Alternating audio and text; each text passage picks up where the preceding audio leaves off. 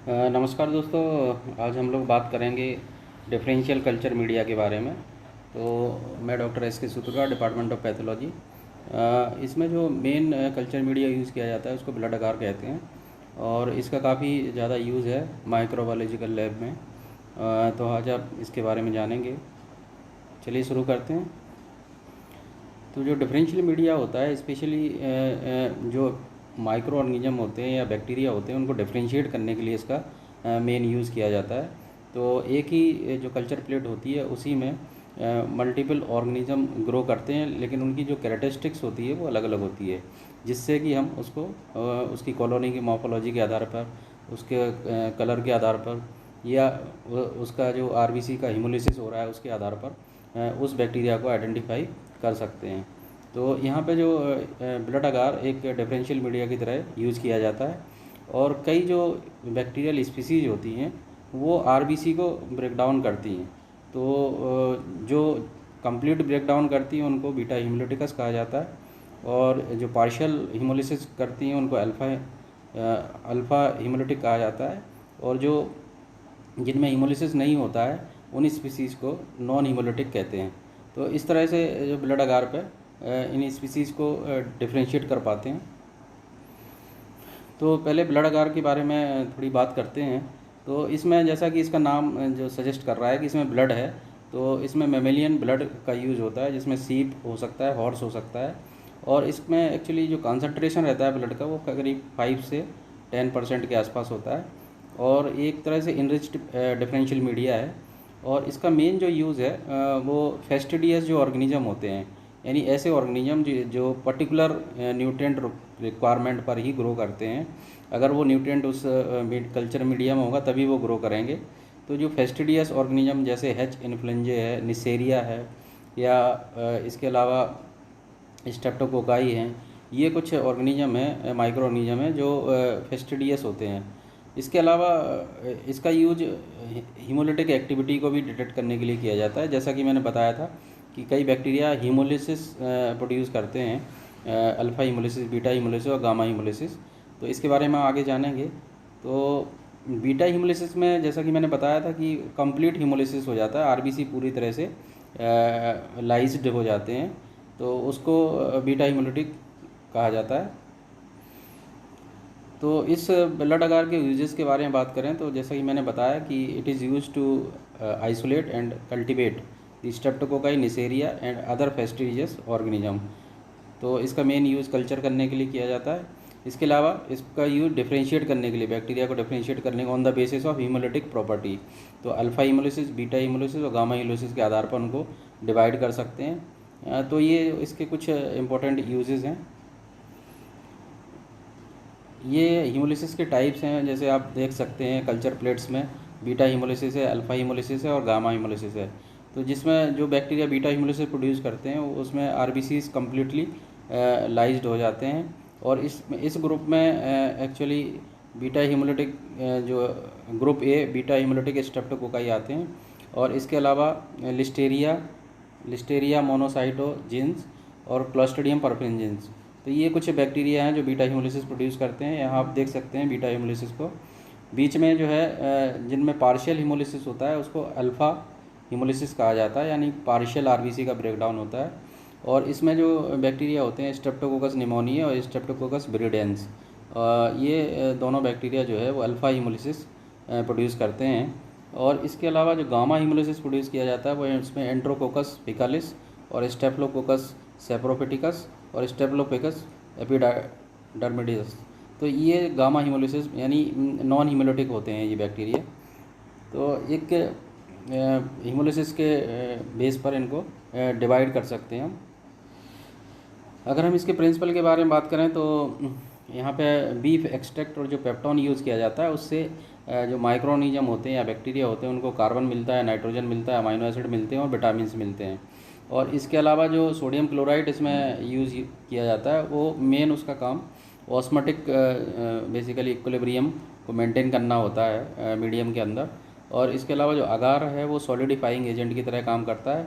और ब्लड जो इसमें यूज होता है वो एक न्यूट्रिशियस बैक्टीरिया की ग्रो करने के लिए जो न्यूट्रियस जो न्यूट्रिएंट्स प्रेस्टिजियस जो ऑर्गेनिज्म होते हैं उनको न्यूट्रिशन प्रोवाइड करने का काम करता है।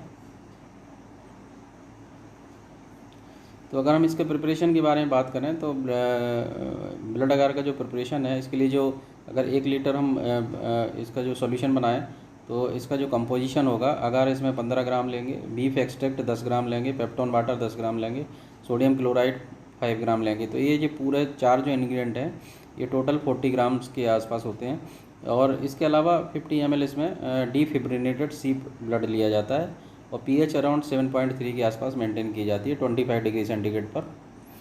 तो अगर हम इसके प्रिपरेशन के बारे में बात करें तो जैसा कि मैंने बताया कि इसमें जो अबो जो कंपोनेंट थे वो टोटल जिसका 40 ग्राम था उसको लिया जाता है, उसको उस कंपोनेंट्स को लेके एक जो आपका डिओनाइज्ड वाटर है 950 ml डिओनाइज्ड वाटर में इसको मिक्स किया जाता है।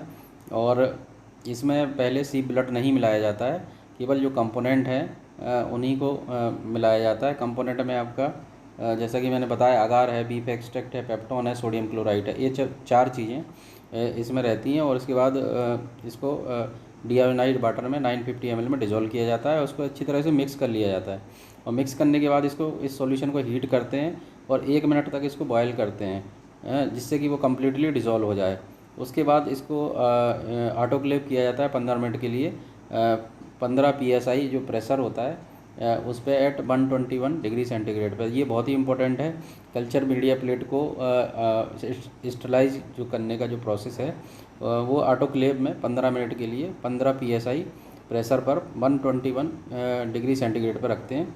फिर इसको कूल किया जाता है 45 से लेकर 50 डिग्री सेंटीग्रेड पे। और फिर इसके बाद इसमें जो है 50 ml स्टेराइल डीफिब्रिनेटेड सी ब्लड को मिलाया जाता है। और मिलाने के बाद फिर इसको अच्छी तरह से मिक्स करने के बाद इनको जो स्टेराइल पेट्री डिश होती हैं उस पर उसको डाला जाता है और इस तरह से ब्लड अगार कल्चर प्लेट बनती है। अगर हम ब्लड अगार और चॉकलेट अगार के बारे में बात करें तो ये इन दोनों में बहुत ही सिमिलर होते हैं दोनों, लेकिन थोड़ा सा इनमें डिफरेंस होता है। जो ब्लड अगार होता है, ब्लड अगार में एक्चुअली जो फिब्रिन है, फिब्रिनोजन है या क्लॉटिंग फैक्टर्स हैं उनको पहले रिमूव कर लिया जाता है और उसके बाद ब्लड ऐड किया जाता है। लेकिन जो चॉकलेट अगार होता है इसमें RBC को पहले लाइज किया जाता है यानी तोड़ा जाता है, उसके बाद जो उसको जो मीडियम है उसमें मिलाया जाता है। तो इस तरह से एक ब्राउन कलर का मीडियम बनता है और वो एक चॉकलेट की तरह अपीयर होता है, इसलिए इसका नाम चॉकलेट अगार का है। लेकिन ये ब्लड अगार का ही एक दूसरा रूप है। तो जो ब्लड अगार जैसा कि मैंने बताया चॉकलेट अगार हो सकता है या थायर मार्टिन अगार हो सकता है। ये दो जो मीडिया हैं ब्लड अगार के ही वो हैं सब्स्टिट्यूट हैं और इनको स्पेसिफिकली यूज किया जाता है। तो जो पहला चॉकलेट अगार है इसका यूज़ हीमोफिलस इन्फ्लुएंजा को ग्रो करने के लिए किया जाता है और इसमें सीप और जो हॉर्स के जो RBC है उनको लाइज करके 56 डिग्री सेंटीग्रेड पर इसमें मीडियम में ऐड किया जाता है। इसके अलावा जो थायर मार्टिन अगार होता है इसमें एक्चुअली कुछ एंटीबायोटिक्स का यूज़ करते हैं और ये एक तरह का चॉकलेट अगार ही होता है। और चॉकलेट अगार में जब हम एंटीबायोटिक्स मिला देते हैं जैसे निस्टेटिन, क्लोस्टिन, इस तरह की जो एंटीबायोटिक्स हैं उनको मिलाते हैं, वैंकोमाइसिन, तो फिर ये जो मीडियम बनता है उसको थायर मार्टिन अगार बोलते हैं। और इसमें निसेरिया गोनोरी को ग्रो करने के लिए इसका यूज़ किया जाता है। तो अगर हम कॉलोनी कैरेक्टरिस्टिक्स के बारे में बात करें चॉकलेट अगार में किस तरह की कॉलोनी आएंगी, तो निसेरिया की जो कॉलोनीज़ होंगी, निसेरिया मेनिंजाइटिस की जो कॉलोनी होंगी वो ग्रेस होंगी, नॉन हीमोलिटिक होंगी, राउंड होंगी, कॉन्वेक्स, स्मूथ होंगी, मॉइस्ट होंगी, ग्लिसनिंग होंगी। तो इस तरह से और वेल डिफाइंड उसकी एजेस रहेंगी। और इसके अलावा निसेरिया गोनोरिया की जो कॉलोनी देखेंगे तो वे पिंकिश ब्राउन होंगी और ट्रांसुलेंट होंगी। तो ये एक दोनों में डिफरेंस है, कलर से भी इनको दोनों को डिफ्रेंशिएट कर पाते हैं। इसके अलावा हीमोफिलस इन्फ्लुएंजा की जो कॉलोनीज़ होती हैं वो नॉन हीमोलिटिक होती हैं, ओपेक होती हैं, क्रीम टू ग्रे कलर की कॉलोनीज़ होती हैं।